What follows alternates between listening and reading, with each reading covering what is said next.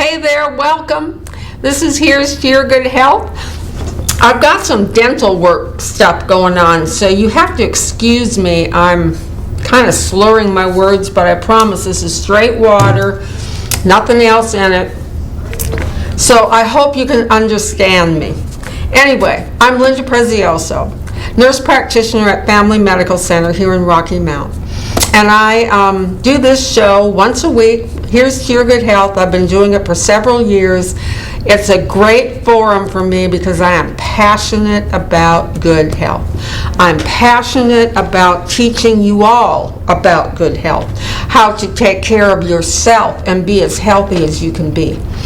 So we're going to talk about a few things tonight. I had the privilege of meeting with some cancer survivors at their support group at the Danny Talbot Cancer Center. It was wonderful. I enjoyed talking to those ladies. They are so sweet, such brave people. What they've been through with the diagnosis and all of the, radiation and the chemo and all that, and still on chemo, and their attitudes are all great. They're uplifting. They were just great to be with. And I talked about, you know me, I love essential oils and I love things that are natural. And so I talked about essential oils and how they could help these cancer survivors by helping ease the symptoms that they have from all of this, the pain, the nausea, the kind of depression, that kind of thing. And so I thought I would just go over and repeat what I told them. I'm hoping some of them are watching. I told them all to watch tonight, so if you are, hey, call me and let me know that you're here. My number, I'm live tonight, and this is June 15th, July. Oh Lord, I'm a month. Is it 14th of July? Wednesday the 14th or the 15th. I don't know which day it is. But anyway, let me look on it's July 14th, sorry. July 14th, 7 o'clock. I'm live. Give me a call, 407-1111.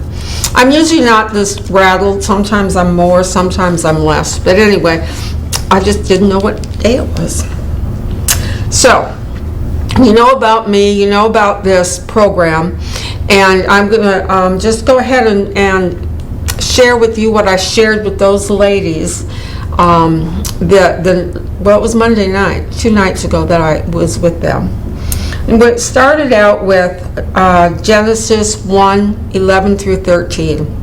Then God said, "Let the land produce vegetation, seed-bearing plants, and trees on the land that bear fruit with seed in it, according to their various kinds." And it was so. The land produced vegetation, plants, bearing seeds according to their kind, and trees bearing fruit with seeds in it according to their kind. And there was evening, and there was morning. That was the third day. God created plants and all the supportive tools that we need for treatment for everyone on the earth, for illnesses, ailments, aches, pains. Place them quite literally at our fingertips. So what are essential oils? Essential oils are obtained from plants, flowers, leaves, roots, barks, and peels, using steam distillation, cold pressing, or CO2 extraction. Some companies sell plant extracts they call essential oils, but to be a true essential oil, an extract must be obtained without the use of chemical solvents. Why are they called essential oils? Because if you've ever purchased one or used one, they're not oily. It's not like putting some vegetable oil or olive oil on your finger. It's not like that at all. So why are they called essential oils? When something is described as essential, it is only natural to think of the item as necessary thing, since that is often what the word essential means. For example, some vitamins and minerals are described as being essential because the body can't produce them and requires them to remain healthy. So you hear a lot today about essential workers. Why are we essential workers? The world couldn't have gone on without essential workers. Essential workers such as doctors, nurses, hospital personnel, firefighters, pastors. I mean, the list could go on and on. But you get the point that that's what essential means. We've got to have it. That's why they're called essential oils, because whoever decided to call them essential oils years and years and years and years ago decided that we had to have them. You know, the Egyptians used essential oils to embalm people. Now, how long ago was that? I don't know. I don't know. I don't know how many thousands of years ago. But it's just interesting to me that God gave us all of this stuff. And up until the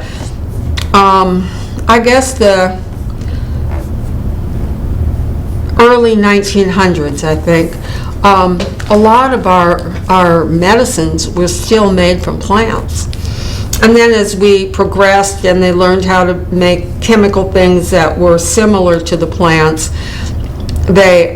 pharmaceutical companies went more for the chemicals. It's easier to do.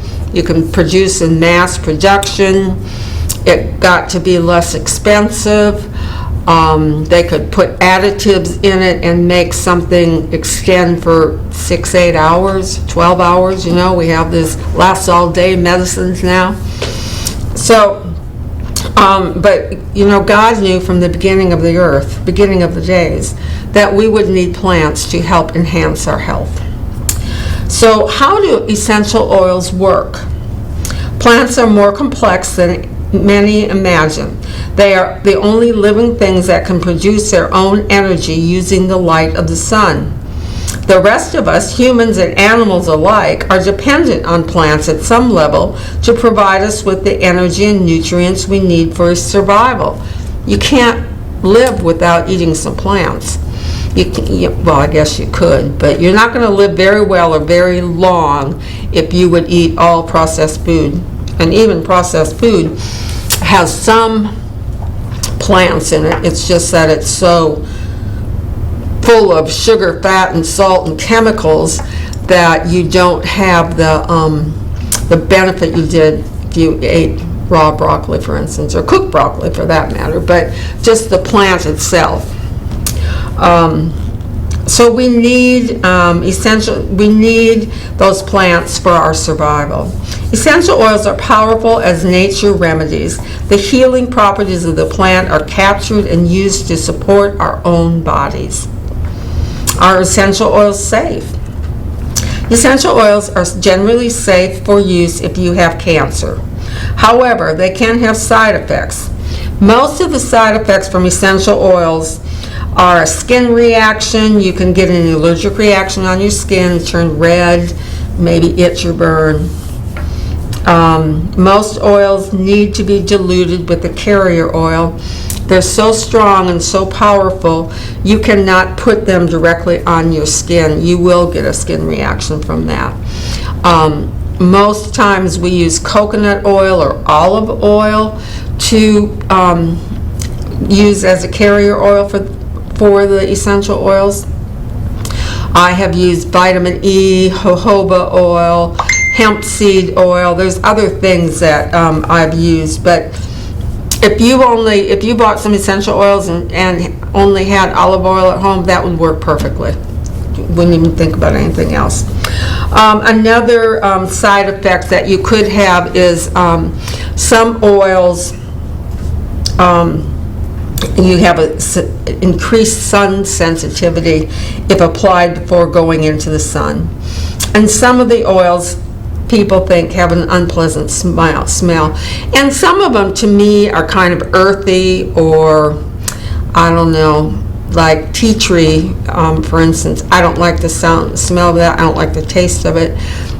But it's a powerful oil, and I've used it. I had thrush one time, and I used the tea tree as a mouthwash, And, you know, I didn't swallow it, but I gargled with it, and I got rid of the thrush.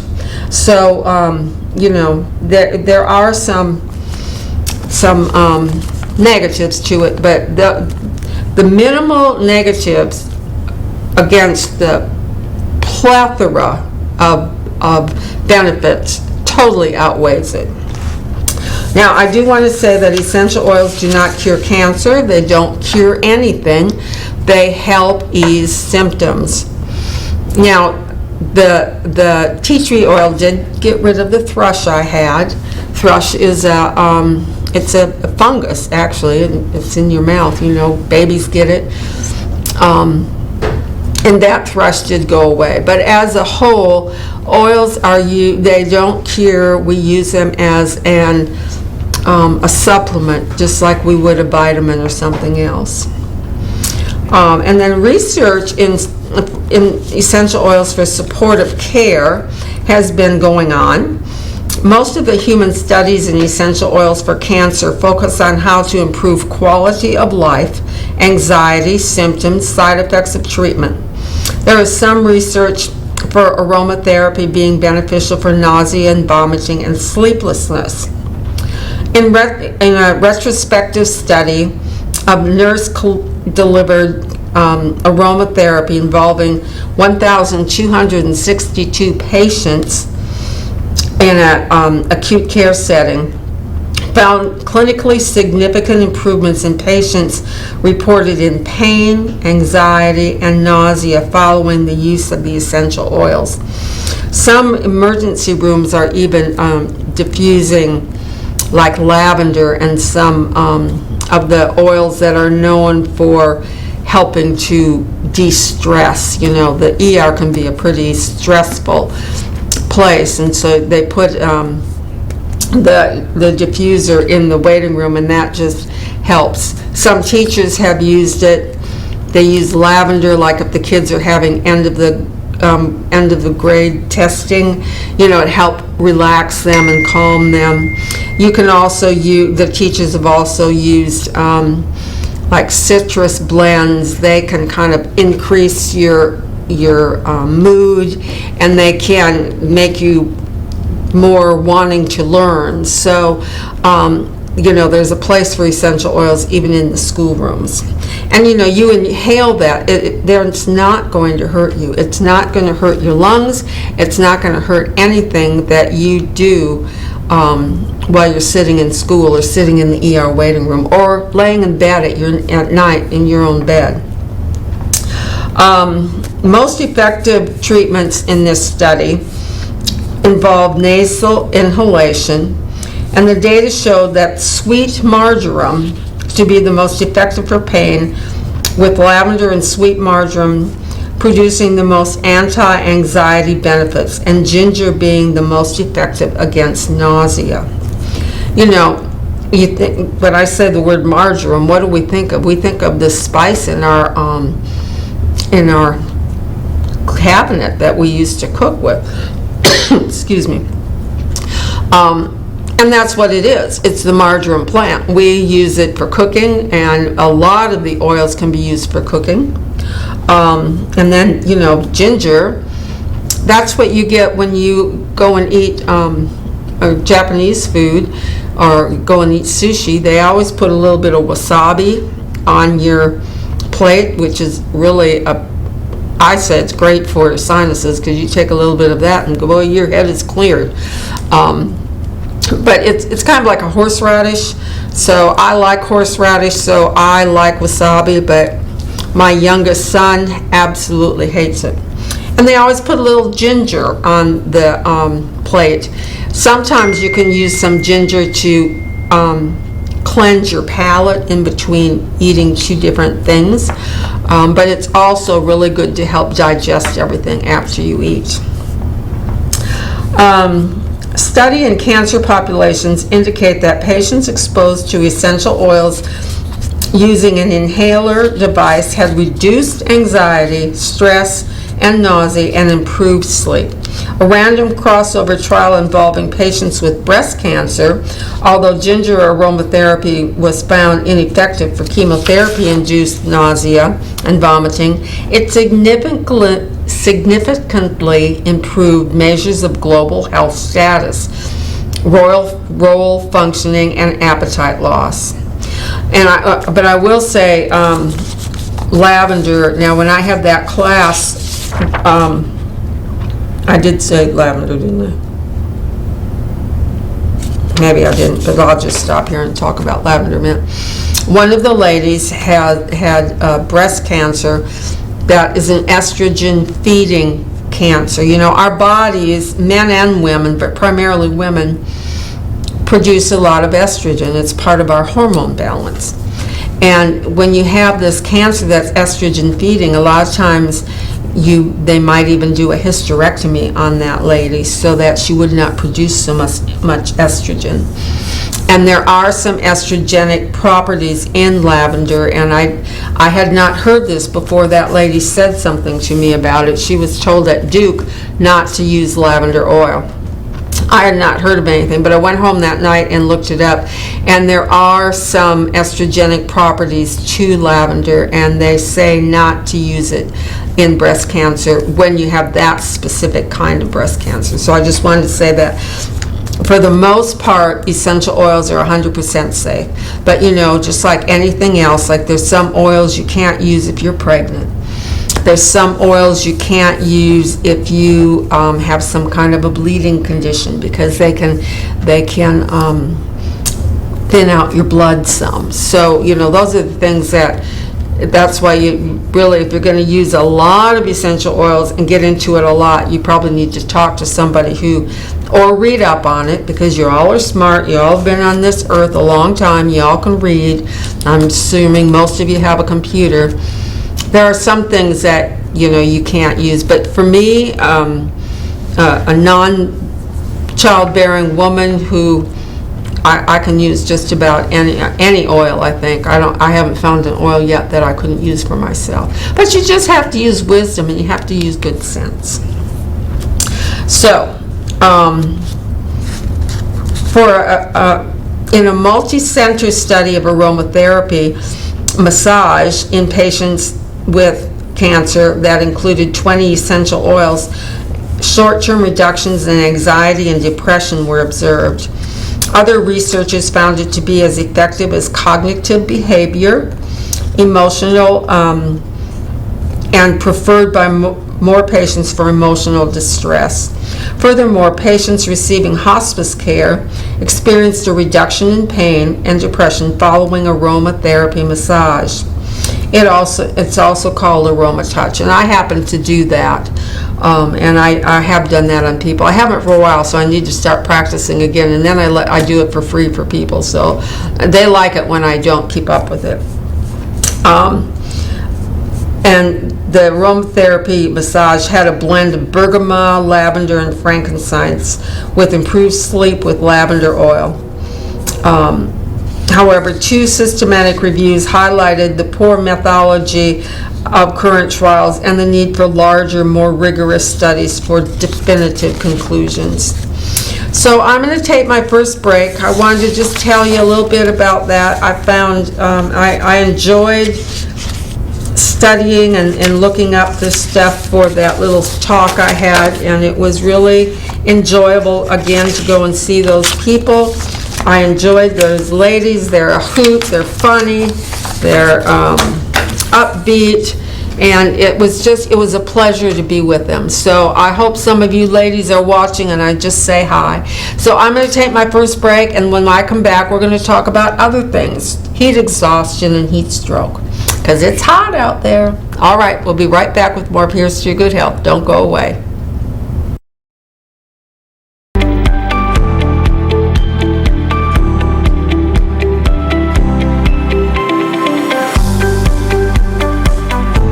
At Down East Hearing Care Associates, we are dedicated to taking care of every client by providing personal, high-quality hearing care services. My staff and I know hearing loss affects each person and their loved ones differently.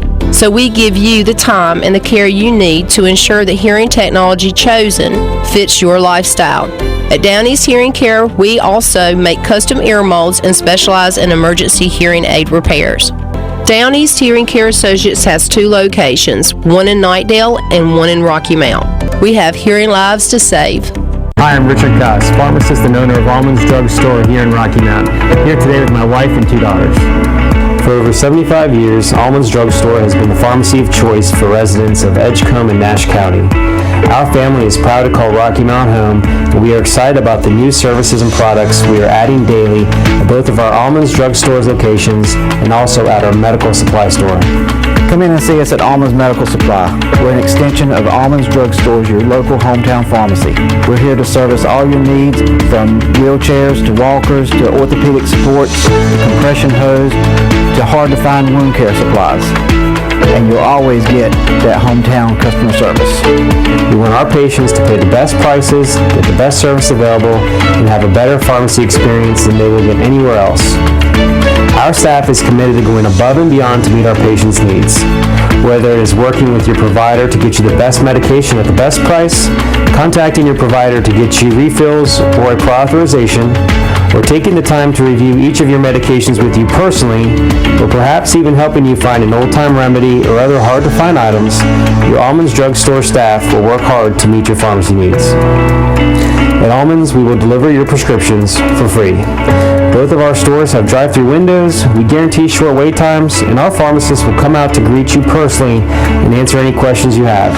If you want to be met with a smiling face, or even want someone to greet you by name when you walk through the doors, we are the pharmacy for you. Call Almonds Drugs today. 443-3138 or 446-0014.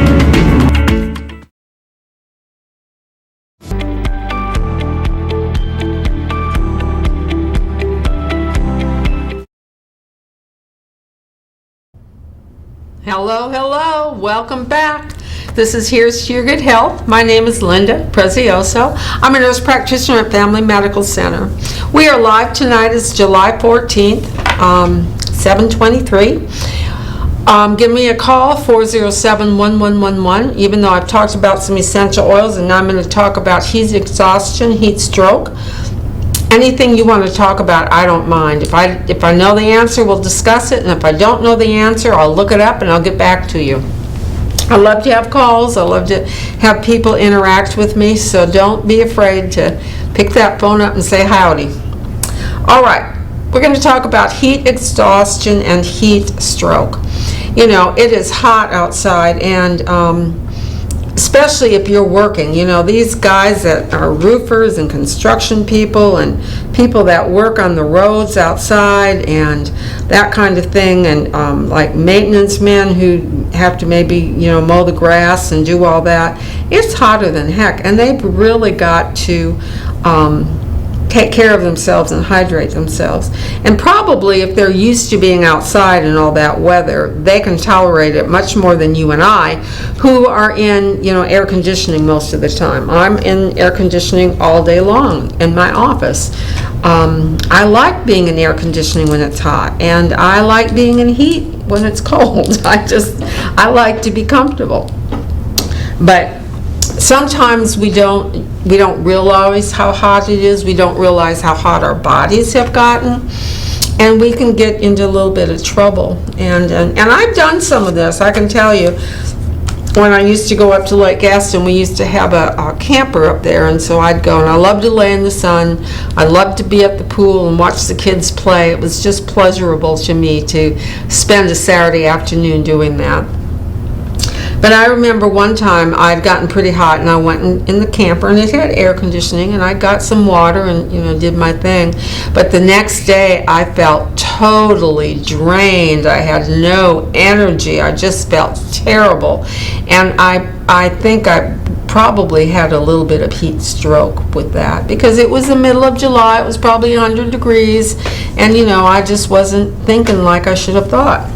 But anyway, let's talk about heat exhaustion, because there's a difference between heat exhaustion and heat stroke. And so we're going to talk about both of them.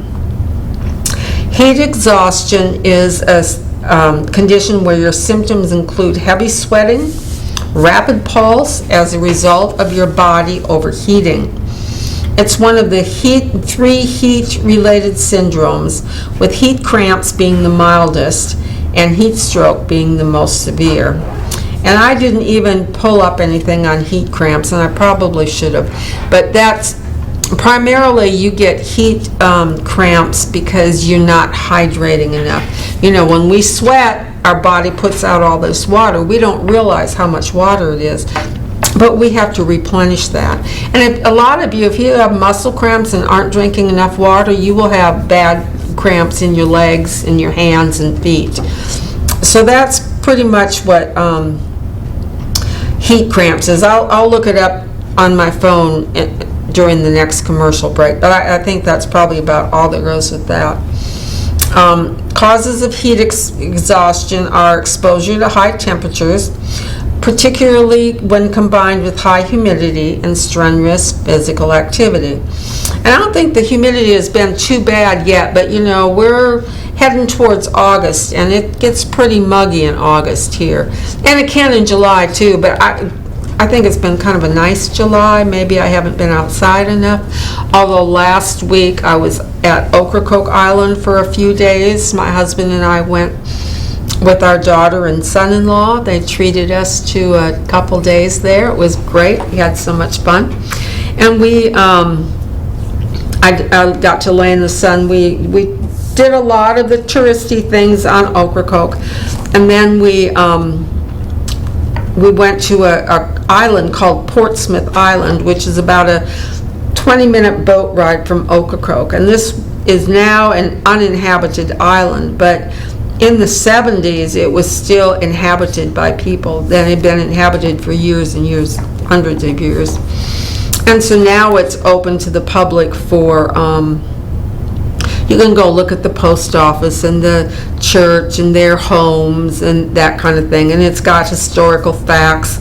So we went over to that island. You have to go by boat. There are boat tours that you pay to go, and so we went over to Portsmouth Island, and we went to the part where the people lived, and then the boat driver picked us up and carted us to the other side of the island, which is pristine beaches.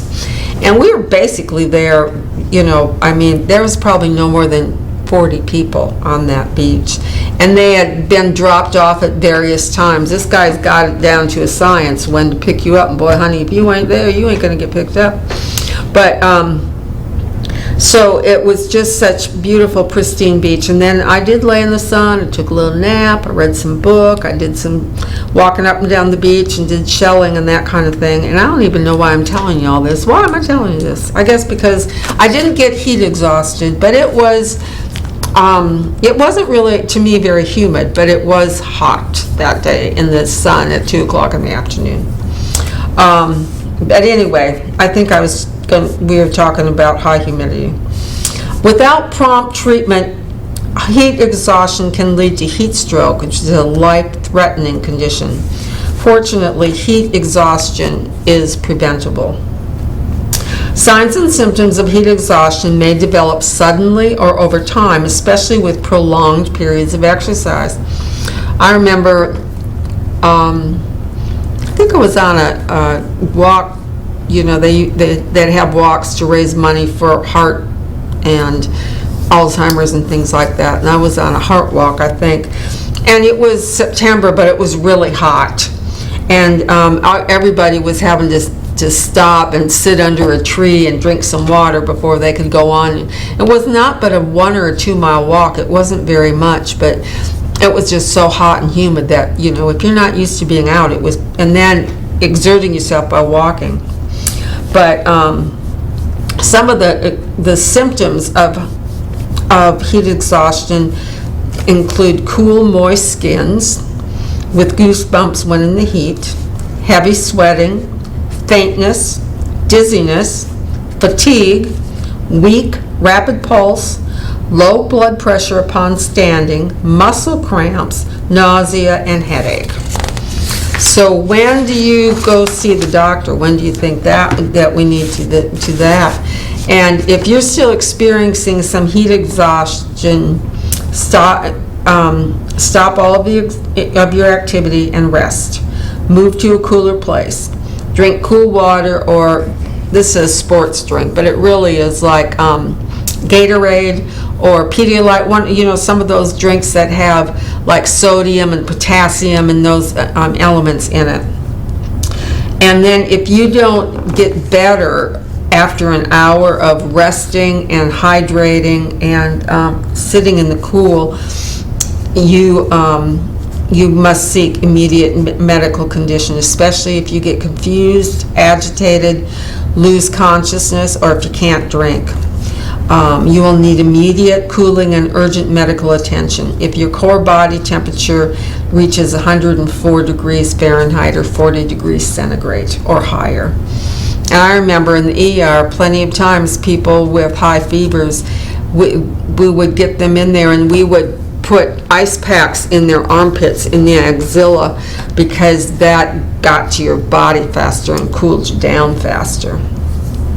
So your body's heat combined with environmental heat results in what's called your core temperature, your body's internal temperature. Your body needs to regulate the heat gain and in cold weather heat loss from the environment to maintain a core temperature that's normal, around 98.6. In hot weather, your body cools mainly by sweating. The evaporation of your sweat regulates your body temperature. It gets wet and then it kind of cools you down. However, when you exercise strenuously or overexert yourself in hot, humid weather, your body is less able to cool itself effectively. As a result, your body may develop heat cramps, the mildest form of heat-related illness. Signs and symptoms of heat cramps usually include heavy sweating, fatigue, thirst, and muscle cramps. Prompt treatment usually prevents heat cramps from progressing to heat exhaustion.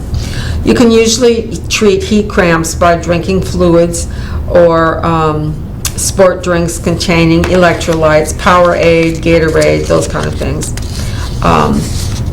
and getting into cooler temperatures, such as an air-conditioned room or a shaded place, and then resting.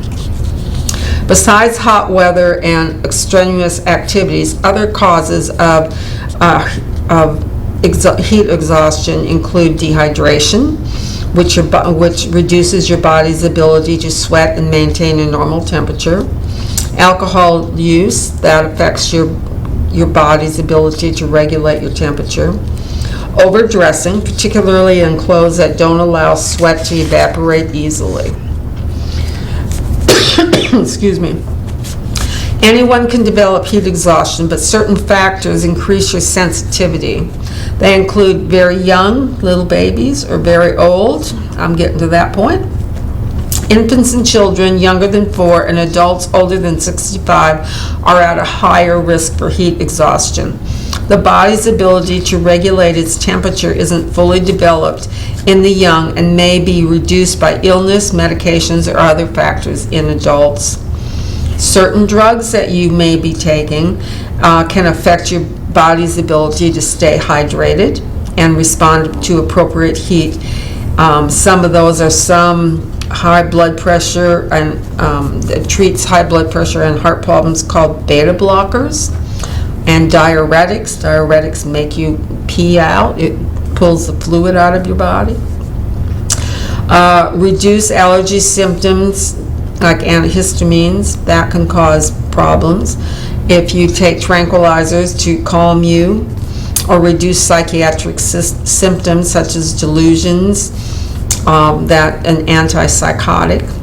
And then there are some illegal drugs such as cocaine and amphetamines that can increase your core body temperature.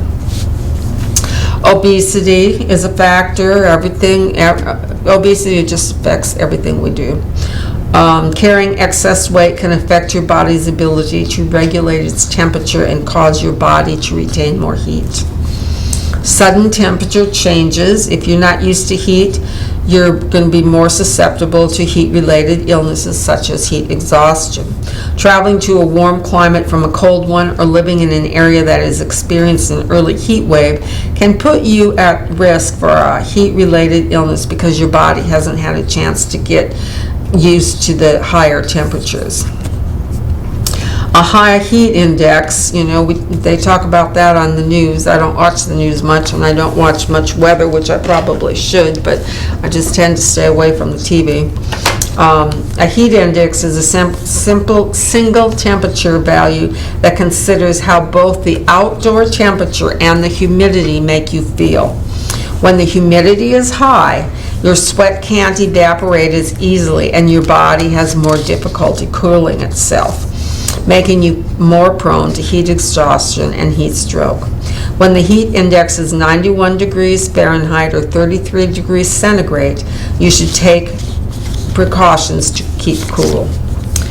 Untreated heat exhaustion can lead to heat stroke, and we're going to talk about that in a minute. So what do we do to prevent and make sure we don't even have that? Always remember your body is less able to cope with changes in body temperatures, so you've got to dress appropriately, layer, so if you're cool in the morning and then you get warm, you can pull some clothes off and still be decent and not get arrested for some kind of indecent exposure. And then, of course, the younger kids and the older generation, it's harder for them to keep hydrated, and so that increases their risk. And exertion in hot weather, military training, participating in sports such as football or long-distance running events in hot weather are among the situations that can lead to heat stroke. Sudden exposure to hot weather, if you've been inside all day and all of a sudden you have a fire alarm and you have to run outside in 100-degree heat and you have to run across the street to get away from a building that may be burning or whatever this situation is. When you're exposed to a sudden increase in temperature, then that can cause the problem. So you need to limit your activity outside to give yourself a chance to acclimate to the change of the temperature. Lack of air conditioning. I'm sure there are still people that can't afford air conditioning, or they live in some of these old houses that have absolutely no insulation, so it's cold as heck in the winter and hot as heck in the summer. And then, of course, we talked about some of your medicines that can cause this, and certain health conditions can also be a precursor to easier heat exhaustion. And so, we just have to, really be as preventative as possible. Wear loose fit, lightweight clothing. Always use skin care, protect yourself against sunburn. Drink plenty of fluids. Watch out for your medications, and if you're going to go for a hike, you might want to wait and hold off and take your medicines when you get back. Don't ever leave anyone in a parked car. We hear that every year. Somebody left a kid or a dog or something in the car. Take it easy during the hottest part of the day. It's okay to quit doing what you're doing outside and go inside and drink a glass of water and take a little 20-minute rest, an hour rest, read a book, play a game on your computer. It's okay to take a break. Get acclimated to the heat. And then, if you're at some kind of a risk because of medical problems or age or whatever, you just have to be more precautious. All right, we're going to take our next break, and when we come back, we're going to talk about heat stroke, which is a little bit different than heat exhaustion. A lot of it overlaps, but heat stroke is very, very dangerous. You have to go to the hospital for this. So don't go away. We'll be right back with more of Here's to Your Good Health.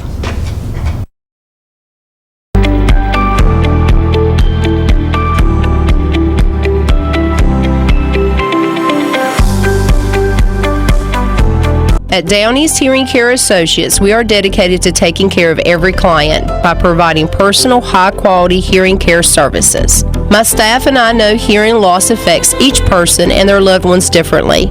So we give you the time and the care you need to ensure the hearing technology chosen fits your lifestyle. At Downey's Hearing Care, we also make custom ear molds and specialize in emergency hearing aid repairs. Downey's Hearing Care Associates has 2 locations, one in Knightdale and one in Rocky Mount. We have hearing lives to save. When faced with special care needs for elderly or disabled loved ones, families want compassionate, comforting care. That's Tender Touch Home Care Services' goal, providing the level of care we would expect for our own. With over 10 years of home care excellence, Tender Touch provides an array of services that keeps your loved one at home. From personal care, light housekeeping, errands, and meal preparation, to our private duty care program, which combines all of our home care offerings in one package. Tender Touch Home Care Services, where your needs are our concern. Hi, I'm Richard Koss, pharmacist and owner of Almonds Drug Store here in Rocky Mount. Here today with my wife and 2 daughters. For over 75 years, Almonds Drug Store has been the pharmacy of choice for residents of Edgecombe and Nash County. Our family is proud to call Rocky Mount home, and we are excited about the new services and products we are adding daily at both of our Almonds Drug Store's locations and also at our medical supply store. Come in and see us at Almonds Medical Supply. We're an extension of Almonds Drug Stores, your local hometown pharmacy. We're here to service all your needs, from wheelchairs to walkers to orthopedic supports to compression hose to hard-to-find wound care supplies. And you'll always get that hometown customer service. We want our patients to pay the best prices, get the best service available, and have a better pharmacy experience than they will get anywhere else. Our staff is committed to going above and beyond to meet our patients' needs. Whether it is working with your provider to get you the best medication at the best price, contacting your provider to get you refills or a prior authorization, or taking the time to review each of your medications with you personally, or perhaps even helping you find an old-time remedy or other hard-to-find items, your Almonds Drug Store staff will work hard to meet your pharmacy needs. At Almonds, we will deliver your prescriptions for free. Both of our stores have drive-through windows, we guarantee short wait times, and our pharmacists will come out to greet you personally and answer any questions you have. If you want to be met with a smiling face, or even want someone to greet you by name when you walk through the doors, we are the pharmacy for you. Call Almonds Drugs today. 443-3138 or 446-0014.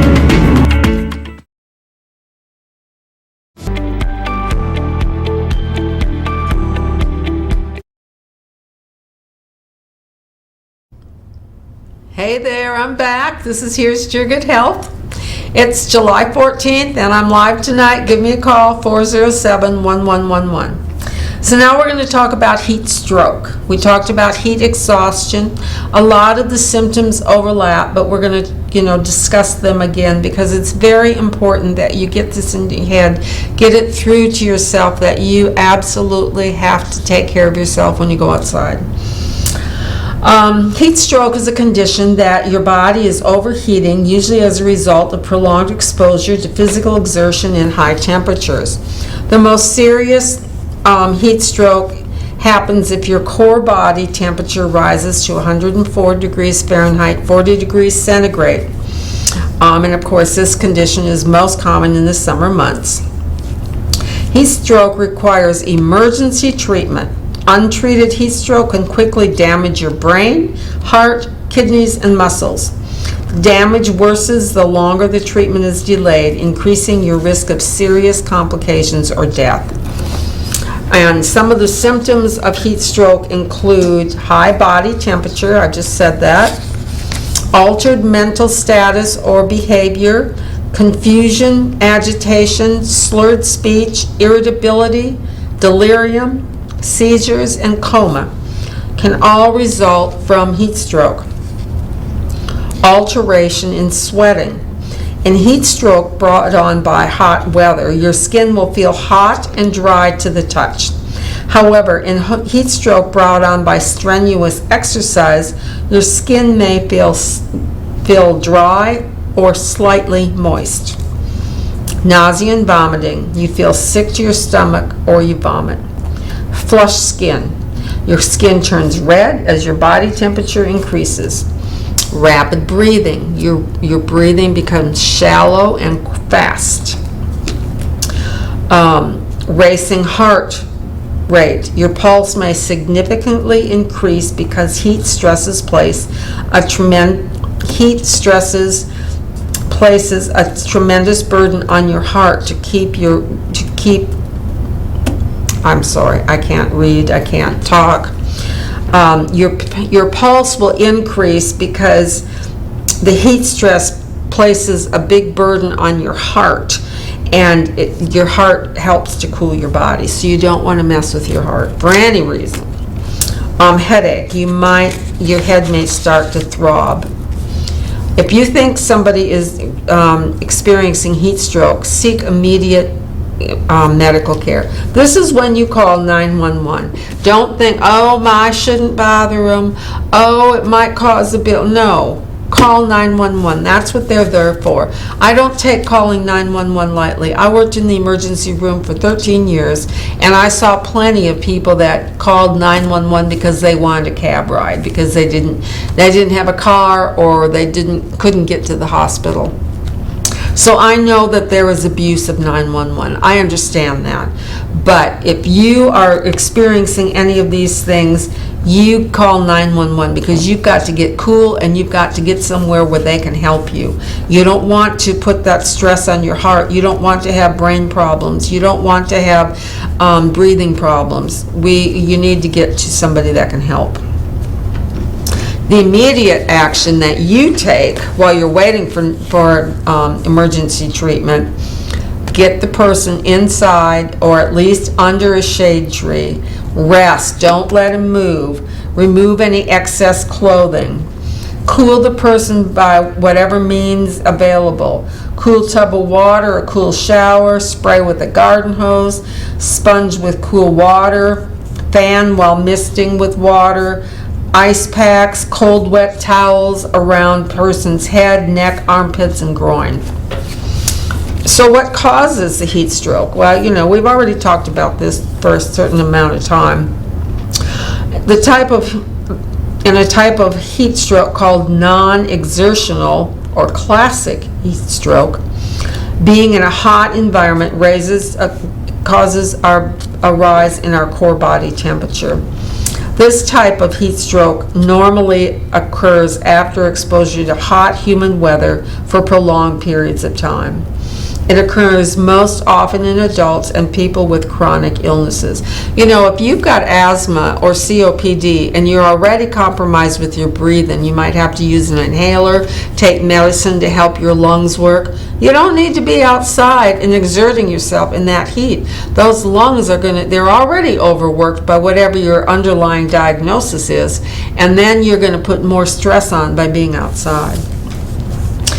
And then there's exertional heat stroke, which is caused by an increase in the core body temperature by strenuous activity. Anyone exercising or working in hot weather can get exertional heat stroke, but it's most likely to occur if you're not used to high temperatures. So if you're a couch potato and you sit inside most of the time, you say, I'm going to go play tennis today. You running up and down that court, batting that, what do you call that thing, hit the ball, you're asking for trouble. You can't do that. Now, if you go out and play tennis 3 times a week, it doesn't matter what kind of temperature, you've been playing in the spring, and you've been playing when it starts to get hot, you can go out and play then because your body is used to it. But if you're not used to it, you can't be doing stuff like that.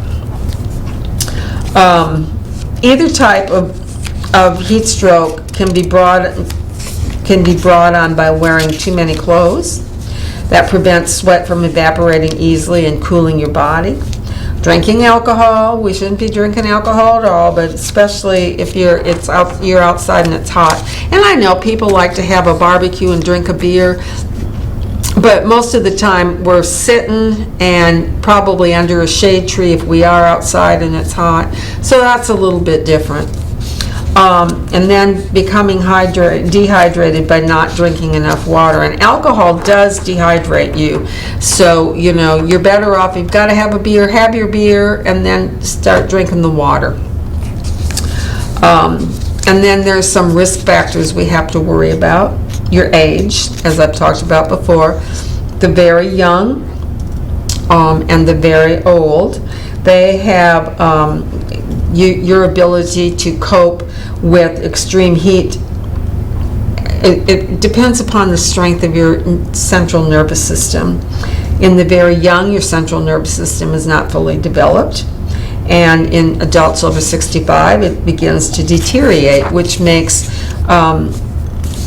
that you're at more risk. You've just got to be smart about it, and you've got to be careful about it. And I mean, I know I'm getting up in age, and I don't want to admit that I've got stuff going on because I'm older, but let's face it, we are born to die. Our bodies do deteriorate. Our parts do wear out. The more birthdays we have, we thank God every day. I thank God every day I woke up and I was able to go to work and able to do what I believe He's called me to do. But I can't do today what I did 20 years ago. I just don't have the stamina anymore.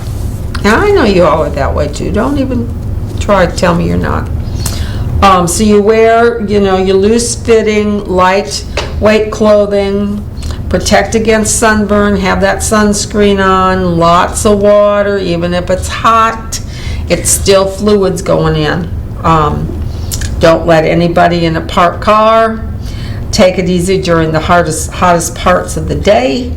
Get acclimated and be cautious if you're at an increased risk, which we've talked about, which would be like,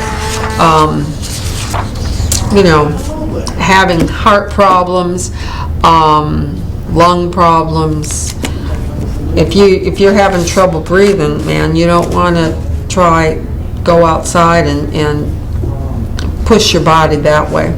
So that's about all I've got. I got a few minutes left, so I guess if nobody calls me, I'm just going to talk about something.